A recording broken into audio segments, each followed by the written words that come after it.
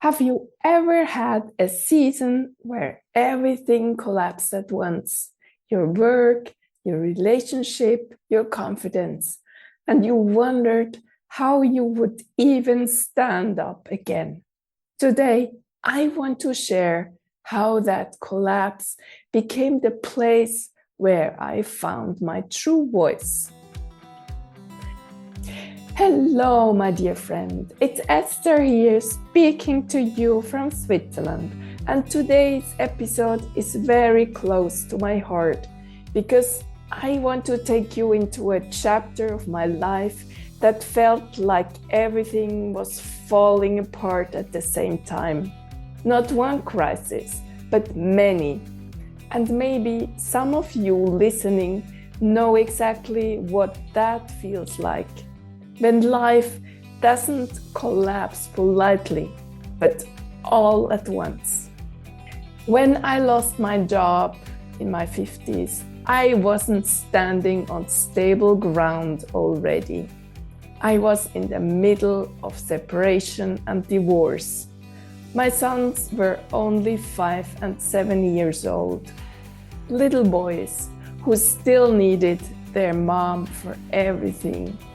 And there I was, trying to hold myself together while feeling completely broken inside. I felt like such a failure. Not only had my marriage fallen apart, now my professional life was collapsing too. And what hurt even more was this. I couldn't find stability again. I searched for jobs, I tried new positions, but they didn't last long. Sometimes it wasn't the right fit, sometimes circumstances changed, sometimes it simply fell apart again. And every time something ended, it reinforced the voice in my head. You see, you can't make it. You're failing again. You are not enough. But life doesn't stop just because your heart is breaking. Every morning, I still had to get up. I had 2 little boys who needed breakfast, clothes, lunch boxes, comfort, security. So I pulled myself together every single day. I prepared them for kindergarten, for school. I smiled when they looked at me. I functioned, I mothered, I did what had to be done. And then, after they had left home, that's when the collapse inside me would open again. I would call it today my pity hole. Maybe you know this place. It's not dramatic on the outside. It's quiet. You sit there, feeling the weight of your life pressing down on you. That's where I felt the deepest sadness.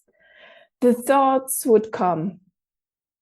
How did my life end up like this? Why can't I get it right? Why is everything falling apart? I felt ashamed. I felt small. I felt like I had failed as a woman, as a partner, as a professional, even as a mother sometimes, because I felt my brokenness so strongly. But I want to say something important here. I was not ignoring my pain. I was in psychotherapy. I took antidepressants. I was doing what I could to stay afloat. And yet, there were still moments where I felt so lost. I didn't want to be here anymore. Not because I didn't love my children, but because the weight of failure felt unbearable. That is how deep fear and shame can cut. And then, slowly, not in one dramatic moment, but quietly, a realization began forming inside me. It sounded like this: what if losing everything is not proof that I failed, but an invitation to rebuild differently? At first, I resisted that thought, because when you're in pain, you don't want philosophy, you want relief. But the thought kept returning. What if this collapse was clearing space? What if life was removing what didn't truly belong to me? When everything external fell away, job, marriage, stability, there was one thing I could no longer avoid: myself, my inner voice.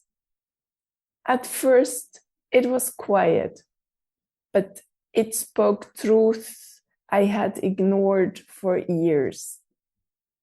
It said, "You are not here to live small. You are not here to live in fear. You're here to speak, to share, to touch lives." And slowly, very slowly, I began listening. I didn't rebuild my life overnight. There was no miracle moment.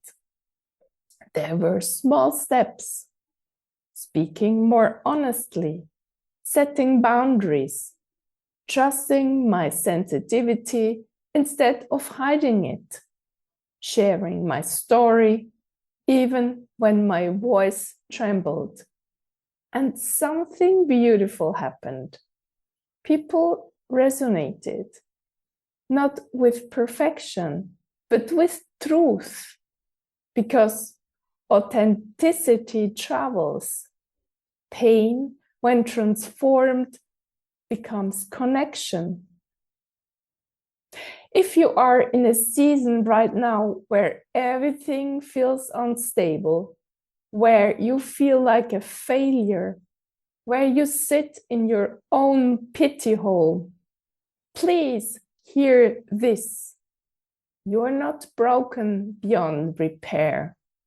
You are in a transition, a painful one, yes, but also a sacred one, because collapse often comes before clarity. Loss often comes before alignment. Silence often comes before your true voice rises. I want to speak directly to your heart now. You have not missed your life. You are not too late. You are not defined by the jobs that didn't last, the relationship that ended, or the moments you felt you couldn't go on. You are defined by the courage that slowly rises in you despite all of it. If you feel stuck or lost or overwhelmed, I want to offer you something personal: a free one-on-one coaching session with me, a space where you can speak openly, where we look at your next step together with compassion, with clarity. You'll find the link in the show notes, and I'd love to meet you there. Sometimes one conversation can open a door inside you that fear kept closed for years. And here are my closing thoughts. Fear will whisper. Life will challenge you. The outer world will sometimes fall apart, But the truth is, your life is yours to lead. Your voice is yours to speak. Your courage is yours to claim.